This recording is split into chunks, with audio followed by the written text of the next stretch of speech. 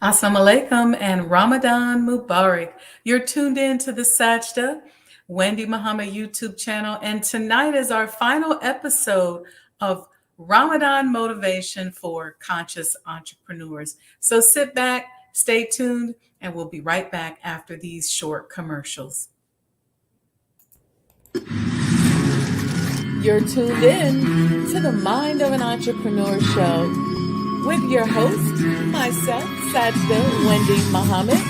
I am a multi-million-dollar business developer. I have developed business and real estate around the world, and I want to share with you my mental strategies, my technical strategies, and how I made it in the world of business. So I don't teach theory. I tell you about my life and introduce you to people who can also share with you what they've done to become successful.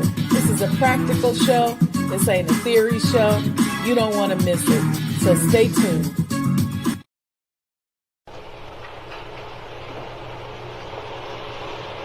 O Allah, guide me among those whom Thou hast guided aright, and preserve me among those whom Thou hast preserved, and befriend me among those whom Thou hast befriended.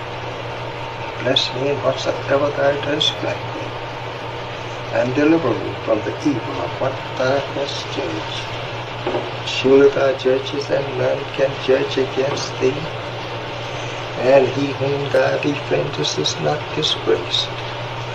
Blessed art Thou, O Lord, and exalted be Thee above what they set up besides Thee. I bear witness, nothing deserves to be served besides Thee. And I bear witness that Muhammad is Thy servant and apostle. Amen.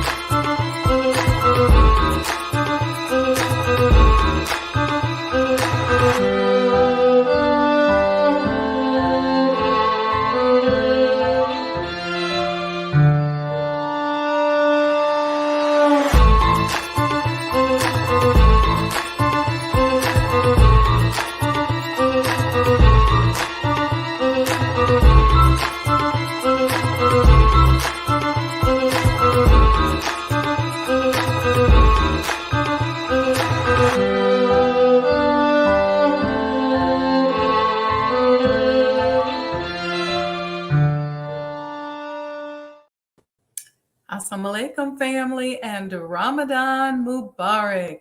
How is everyone doing? Welcome to our final episode of Ramadan Support for Conscious Entrepreneurs. Just a little support and motivation for those of us that are fasting. I hope you guys saw the commercial. Our Sajdah Morning Coffee Talks is going to now be on 2 mornings. So I'm going to do Friday and Saturday morning at 6 a.m. So starting tomorrow morning, we'll have Coffee Talks at 6 a.m. on Friday. And then we'll have our usual one on Saturday. And let me tell you what I'm working on. We're going to do a 2-day series on healing. Okay. We're going to talk about the importance of healing, but give you some tools and techniques on how to recognize what to focus on as you're moving through your healing process, right? Because a lot of us create affirmations and we're doing all this stuff and then we go, but it just seems like it's not working. Well, it's because there's usually some emotions tied to it that are pointing us towards something that we're going to talk about. So tomorrow morning, we're going to talk about fear, bitterness, resentment, discomfort, and anger. And we're going to talk about what those emotions are trying to tell you. Then we're going to talk on Saturday morning about disappointment, guilt, shame, regret, anxiety, and sadness. And we're going to talk about what those emotions are trying to tell us. So tune in tomorrow morning, Friday, 6 a.m., as well as Saturday morning, 6 a.m. We're ramping up to this everyday coffee talks, but 2 days for now. So hit the super chat button if you enjoy the channel. Don't forget to support Cash App, Sajdah Enterprises. I'm adding another extra day for us, y'all, and it's still for free. So make sure you support, hit the super chat, give what you can, go to Sajdah Enterprises, and you got to get your commemorative Elijah coin. And if you saw that commercial, those coins are still available. That's the physical coin. Okay. And then one other thing I was going to tell y'all. Oh, the Bitcoin auction is underway. Okay. It started last Friday. It's still going. So jump out there. We put in Black history on the blockchain. So make some history and you can go out there and support. So welcome to those of you in the chat. Welcome, Mom. Soldier Tracy Soldier, Ramadan Kareem family. That's right, ma'am. Ramadan Kareem. Sandra D is in the house. She says, Assalamu alaikum, family. Ramadan Mubarak. Mo today, Thursday, almost Friday. That's right. Nubia Latifa is in here. I know a lot of people out getting them some food and drink, but I'm sacrificing for y'all. So hit that super chat button for your girl. I want to talk about just a little bit of motivation for us this last stretch. I get all of you all's texts and stuff about what Ramadan has been like now, owning a business and stuff. And, eating one meal a day and just fasting in general is amazing for mental clarity, right? You got to know when you fast, and when you start eating and living your life like that, that stuff is going to happen. You're going to start having clarity. You're going to start healing. It's a lot. It's like a regular soap opera that starts popping off when you start fasting and eating one meal a day. But a lot of times when you haven't done it before, or when you haven't done it in a while, or if during the process, sometimes we pick up, viruses, infections, little ways in which our organs and our bodies are out of balance. Sometimes we get out of balance through emotional things that happen to us. I know that happened to me. I'll give you an example. I had a huge project in building a micro hospital in Maryland, and it was a lot of stuff. It was a lot. We had a lot of attempts to disrupt the business, death threats, and just literally just figuring this thing out before, because it's not like I built clinics before and wellness centers and things like that, but never a hospital. So it was complicated and it was a lot of pressure. And so through that process, my body got out of whack. And I started to really retain water. I started to pick up a lot of weight. So I had to turn that process around. I had to go through some of these techniques we're going to talk about tomorrow and Saturday. Yeah, tomorrow and Saturday, to figure out, okay, what am I working on? Because what I was really starting to deal with was just the challenges to my mindset and my intellect. And it helped me build a muscle that I'm really grateful for, because now doing this, one of the projects that I'm working on now, the Honorable Elijah Muhammad House Museum, I have a muscle and I've been able to turn things around, and I started to see it in my cellular structure, in my body. But during the times when I was going through that, and I was going through Ramadan, or struggling to eat one meal a day, my body was trying to correct itself. And so that's when sometimes it gets really hard. So instead of sometimes the mental clarity that you normally get when your body begins to get itself together and clear itself, your brain now is focused on what's wrong, what's wrong in your body. And then now there's these conversations. I don't like how I look. I don't like how I feel.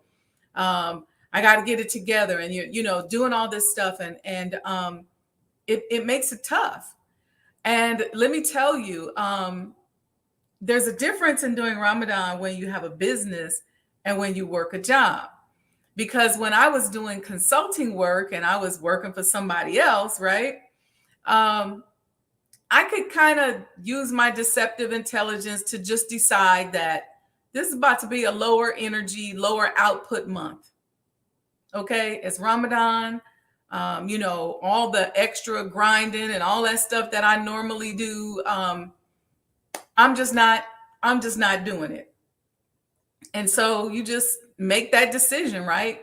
And so things that you don't want to think about, you don't have to think about. You're not required to. You don't want to be bothered. You don't have to really be bothered. You got to be bothered a little bit because it's not necessarily your business, but that extra pressure of the responsibility of having to negotiate, having to deal with employees, having to know, make big decisions. Sometimes you might have a court case. Sometimes you may have in the middle of negotiating stuff, and the rest of the world around you is not on Ramadan. But when you're working a job, it's different. When you're in your own business, man, you still got to do those things and make stuff happen, even though you're hungry, you're thirsty. And so, it's nice to have a community like this where we can talk about, what we may be experiencing. And I just have to encourage us, you just got to keep going, because the mental clarity will come, the rewards will come. Make sure you're nursing your Holy Quran during that time. That's a big one for me, just constantly nursing. Pretty soon your body will self-correct, and you'll start to see yourself release water weight. You're going to feel better. Your clothes are going to start feeling better. So you're going to you'll get there. And you're also going to find that you're getting much closer to God and to that universal feeling of love. You're going to feel yourself growing closer if you just keep going. Just keep going. And I encourage each and every one of us that even after Ramadan, to keep the discipline and eat your one meal a day. Okay? That's going to be very, very critical, especially for those of us as entrepreneurs that are doing things that perhaps have never been done before, or at least that maybe we have never done before. So it's a way to play around with your outputs and your inputs by managing your food, watching what you produce and what you don't produce, and how you handle food spiritually and what food means to you. It's a way to even change your psyche about food, because a lot of us, we emotionally eat. And as entrepreneurs, a lot of times, when we got to make that big decision and something's going on, we may go to our office and grab a little bite of something. Might be something small, but if you keep doing that throughout the day or throughout the month or throughout the week, you're going to find that it's going to have adverse effects on your mental clarity and adverse effects on how your body functions, right? So the ideal thing is that you want to get yourself to that fasting state at least once a day. Okay. You want to get yourself to the point where your brain is starting to function off of the fat and not off of the glucose or the sugar that you put into your body. And then you'll find that it'll start getting easier and easier and easier. So you just got to hang in there, hang in there, hang in there. And if you do have to make some major decisions during the month of Ramadan, and it's something that you can't delay until after the fast is over, just make sure that you make them in prayer. Make sure that you make those decisions in consultation with God. If y'all don't know anything about me, y'all know I'm all about love. I'm all about loving Allah, and I'm all about getting as close to Allah as we possibly can. And you probably have heard me tell the story about how one of the first instructions that have been the guiding principle of my life was being told to look for Allah everywhere. So I'm looking in the clouds, I'm looking in the trees, I'm looking at the birds. I'm just looking because he's everywhere. And in the energy and how my body is feeling. And so when we go through even these emotions Friday and Saturday, I want you to just see the blessing and the gift of Almighty God Allah in each and every one of those. And I get a little bit of criticism because people don't think that you can be a high achieving business person. When it comes to business, I'm like a scientist and an artist. And I also have technical skills. I will toot my own horn.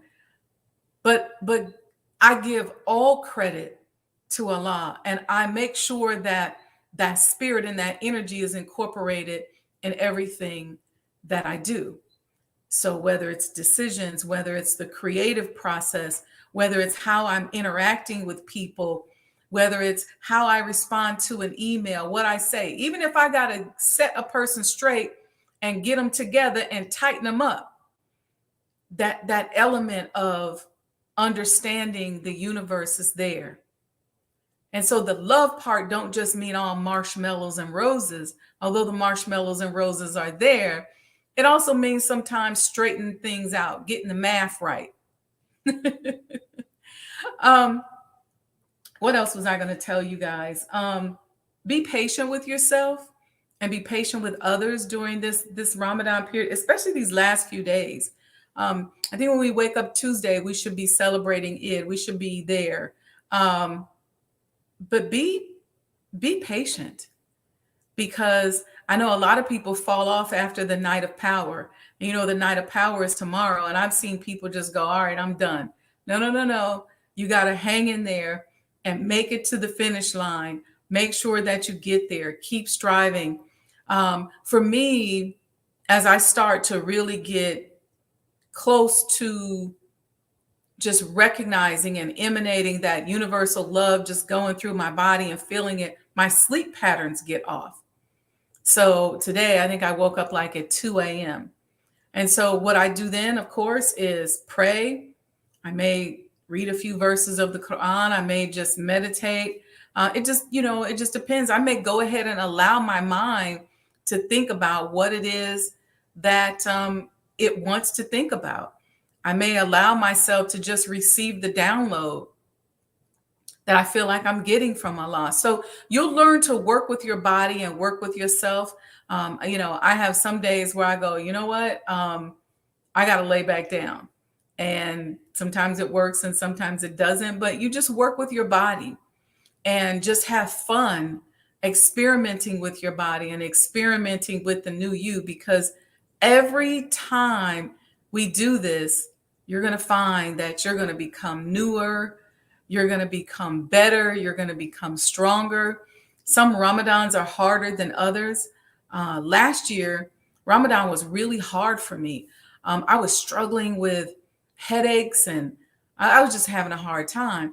This Ramadan, I've been so blessed that it's been so smooth and so effective in terms of sharpening my skills and um, reducing water weight and letting me know that I'm feeling much closer to Allah, um, really helping me to tune in and think and see things and playing that chess game. So um, it's different because your body's going through different things. So there's sometimes when you are fasting and your body is healing, and so sometimes that healing process is uncomfortable. Other times you're fasting and it's a smooth healing process. It's a smooth reconciliation. So you got to be patient. Okay. And when you find yourself becoming impatient, start turning to prayer. You got to pray this is one of these things you got to pray your way through it. And you may be at work or you may be at the office. You may not have access to a prayer room. You got to and I used to have to do this when I was on client sites. I would just have to look, I'm going in this conference room, I'm going in this cubicle or whatever. I'm going to be 10 minutes late for this next meeting because I'm about to sit here and at least silently commune with my Lord. And so that becomes important. And I found that to be a very effective process just throughout my day, where I'm constantly having conversations with Allah, just constantly just talking, not about just the good stuff, like not about just bad stuff or begging, but just that very, very intimate relationship where we're connected, we're tethered together, we're talking to each other. And I'm saying, okay, why did you show up like this? And what is it that you want me to do? What do you want me to do next? And just constantly seeking that guidance and nursing the Quran and taking it and opening it and letting it open randomly and reading what comes up on the page, using those things as your tools and your guides. And we'll go through some emotions tomorrow and Saturday, because remember, we got coffee talks for 2 days, Friday 6 a.m., Saturday 6 a.m. So we're going to start doing Friday and Saturday, and we're just going to go through these different emotions, and we're going to just have a very candid conversation. It's not going to be really technical.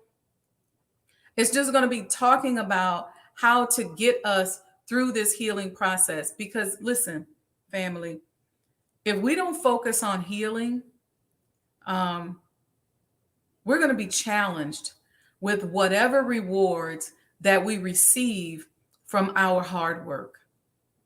We have to focus on healing. And healing is going to allow us to understand unity better. Because in order for us to unite, we don't all have to like each other. We just have to find common principles and common goals that we can unite around. For example, we can all unite around police brutality. I don't have to like you to unite with you around police brutality. But what happens is we are dealing with all this trauma, all this blowback from everything that we've been through. Then all of a sudden we can't come together on a basic topic. And maybe because I don't like you, I throw the baby out with the bathwater. I don't care about police brutality if it means I got to sit with you. That's the kind of immature stuff that these types of disciplines can help us to get over, because it's easier said than done.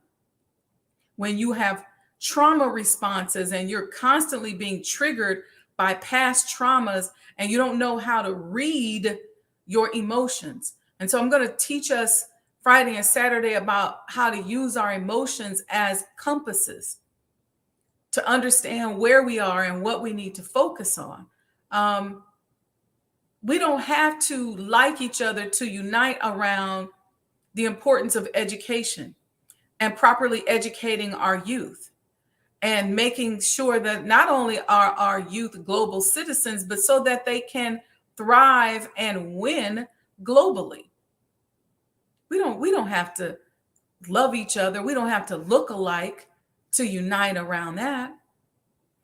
So this is the kinds of things that once we start healing from some of this trauma and going through our healing process, and you got to put in the work. You got to be honest with yourself. You got to put in the work. And most of us are dealing with trauma because of past relationships. So the thought of uniting with somebody who just might look like the person who you believe abused you can be a bigger task than what you are ready to deal with. But when you heal, it's just certain things you don't care about anymore. You just don't care, because as you're getting to know your body, as you're fasting, as you're praying, as you're in that creative process of building your business, and you're really wanting to work with Allah to make sure that you can get to that space that's way beyond your intellectual capacity and into that space of revelation where nobody knows what's going to happen, but you just know it's going to be beautiful. You forget about stuff that people did or stuff that people say. You don't even care about it. And so that's where we want to get. That's how we're going to be able to deploy the concept of unity, of pooling our resources.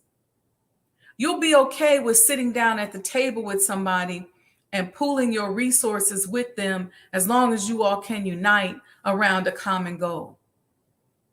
You'll be less likely to do a whole lot of criticism, all this wanton criticism that the Honorable Elijah Muhammad talks about. We let some of that go when you start realizing how hard the struggle really is. Because here's what happens. When you go through trauma, you're focusing a lot on yourself as an individual, because your desire is to survive. And so whenever you're in fight or flight survival mode, it's always me, individual. So we have a social media, we have a world out here that's constantly attacking us as individuals. Most of us have navigated through a world that has told us we're not good enough, we're not worthy, we're ugly, we're black, we're fat, we're tall, whatever. We got big feet, little hands, anything that is messing us up.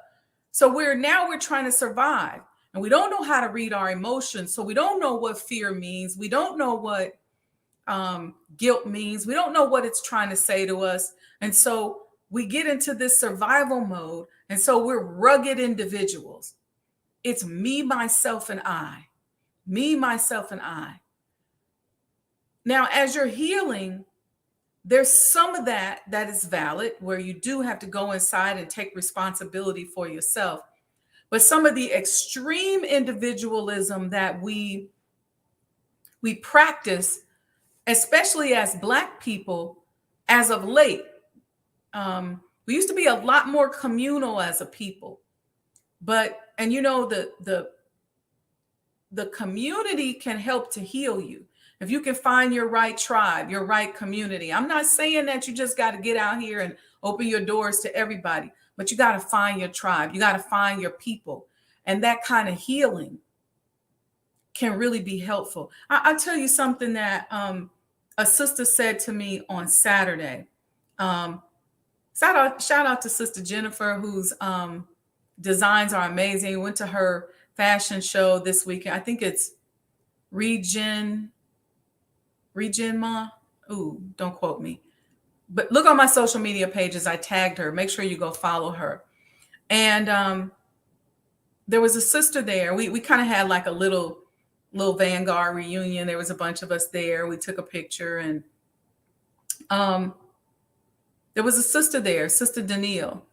And she said something to me that I didn't know that I needed. And I have not seen Danielle in probably 25 years, maybe. And we were in the mosque together in the 90s. We soldiered together in the Vanguard. And I was, obviously happy to see everybody. And so we're talking, and she said, "Oh, you're working on Sajdah house, right?"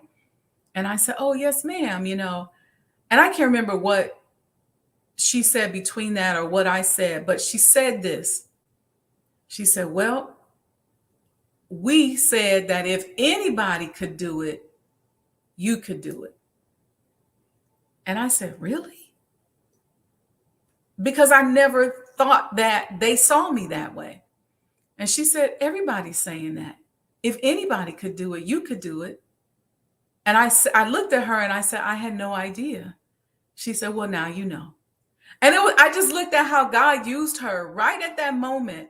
She gave me that message, and I literally have been thinking about it ever since. And it meant something that she shared that. And it gave me this boost as we're moving into this final stretch. And you all know I've been just pinching away at it so we can get to the point where I can make another move to get us done. And I'm almost there. And so when I think about just how long I've been strategizing on it and praying on it and fasting on it and working and dealing with a lot of forces, both inside of our community and outside of our community, and getting hit by different shocking things, and just it has really grown me up and matured me as a Muslim. And I'm so grateful for it. And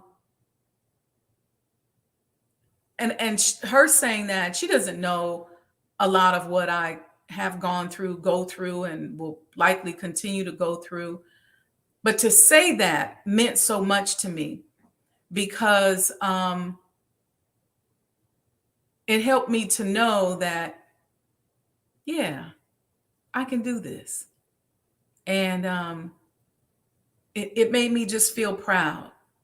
And so I'm grateful for that. I'm grateful that somebody that knew me and hadn't seen me in 25 years ago gave me such an amazing compliment like that. And so I'm just it just made me very grateful. And so I'm saying that to say that community can really help you, not so much from an ego standpoint, but it can help your soul. The love, the connection, the support, it can really help your soul. And so we want to work through some of this rugged individualism that a lot of us have. Some of us as women have been through so much trauma that we're like, look, I don't want nobody. Don't come over here talking to me. I'm just going to do it by myself. I don't blah, blah, blah, blah, blah. And there's times when Allah has to isolate you because he's working on you, and he's got something he's doing with you, and he doesn't want anybody around you in order to avoid interference. But there's other times when we go too deep into the rugged individualism, which oftentimes is really a trauma response.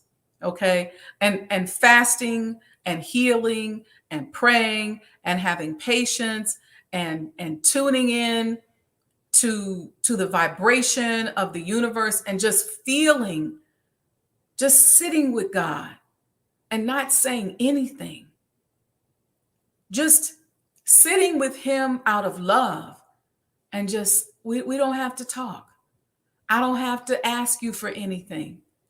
You don't have to give me anything. Right here in this moment, just sitting here is enough.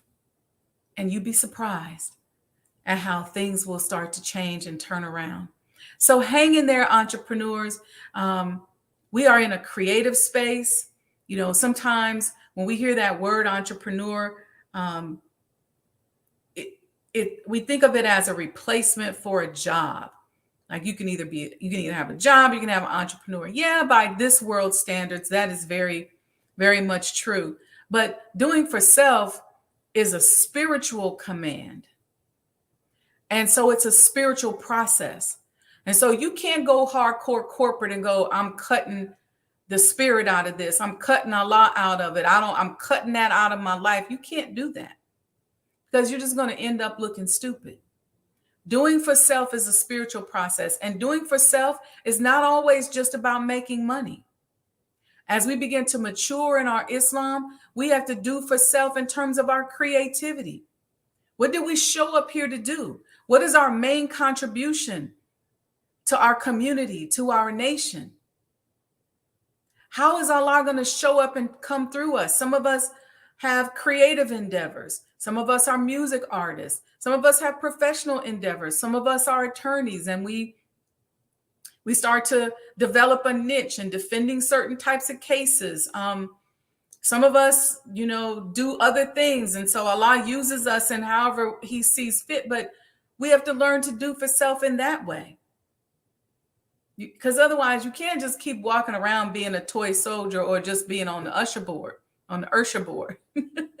We have to develop, and we have to mature, and we have to find ways in which to expand our breast so that we contribute in a greater way. And one of my prayers has always been, help me to contribute more. Help me to contribute in a more fulfilling way. Help me to do something better, to be bigger, to be more influential in terms of helping people get to that next level in their lives. So these things are important. So doing for self means that. So you may be struggling, trying to figure out, how do I get this project off the ground that I'm not monetizing yet, but it's something in my spirit that I know I got to do. I know I got to get it off the ground.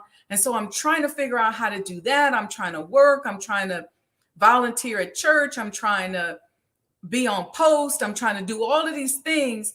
You just got to be patient with yourself. You got to allow that creativity to just flow through you. And oftentimes, over time, that thing that was once a hobby can be monetized, and then you're able to steal away. So be patient with yourself and take your time. Okay, you all, it is time. I am going to go, and I got a good salad waiting for me. And some good chai tea. So that's what I'm going to have this evening. Let me see what y'all saying in the chat. Sandra D said, yes, being thankful and grateful. I'm going to do this during the eclipse for more direction. Alhamdulillah. Yes. The eclipse is anytime the earth is moving is a beautiful time. Anytime the earth is moving, and it moves in a way where the earth, the sun, and the moon are lined up, you got to know that's something spiritual. You got to know that's some heavy stuff. So even if you're not putting on the glasses and looking at it, sit down and be quiet with the vibration and just feel it. I know we want to watch CNN. We want to see it. You can do that later, but look, just sit with it. Sit with it. I hope it's a little warmer for those of us up north, so we can just maybe sit outside, sit on your patio, on your deck, in your yard, and just feel the vibration of what's going on. What is it? What shift should I be making internally as the universe is lining up like this and doing this special thing on this special day? The day before the end of Ramadan. So you can't make this stuff up. So it's something highly spiritual afoot. And I encourage us. I was reading where they said the arc of the visibility of the eclipse is 9 miles, 9.190 miles. Did y'all hear me? The arc of the visibility of the eclipse, they said, is 9.190 miles. There's divinity all up in that number. So don't sleep on this. Sunday at night, just start preparing and putting yourself in that meditative, receptive, prayer-like state, that grateful state, just being grateful. Figure out what the energy of gratitude feels like in your body, and just put yourself in that state during, this very, very spiritual time. And if you're in Indianapolis, Indiana, you all get to see 100% of it. Some areas are going to see 60%, but you all are right on the mark at 100%. So make sure you do that. All right, family, peace and blessings. I'm going to go and have my good salad and my good chai tea. We will see you all, inshallah, tomorrow morning at 6 a.m. for our first ever Friday morning coffee talk. It's going to be Sajdah Coffee Talks, morning coffee talks. And so we're going to be on 6 a.m. tomorrow, 6 a.m. Saturday. Make sure you support the network. Sajdah Enterprises Cash App is going across. Hit that super chat button. I think it's down around the bottom if you're looking on YouTube. Give us some stars, some thumbs up, some of that kind of stuff. But we're not charging for this. I'm just pouring out what is coming through me, and I pray that to steal a phrase from my brother 19 Keys. I just pray it's a high level conversation that helps to awaken you and raise your awareness, because we all know that awareness is the mother of everything. All right, peace and blessings, family. Thank you all for the hearts and the stars. And don't forget to, if you are into the blockchain and Bitcoin, we have the Sajdah, the Elijah Coin 20 Bitcoin auction is going on right now. So go check it out. If you have a Bitcoin platform, if you don't really understand any of that, you can email me, sajdahhouse@gmail.com. But if you ain't into none of that, please go out and get your commemorative Elijah coin. I can't wait to make some announcements about what's going to be happening this summer. So may Allah bless each and every one of your Ramadans. May you be filled with love and gratitude. And may this time put you closer and closer and closer to your purpose, and closer and closer and closer to Almighty God, Allah. All right. See you all tomorrow morning. Assalamu alaikum.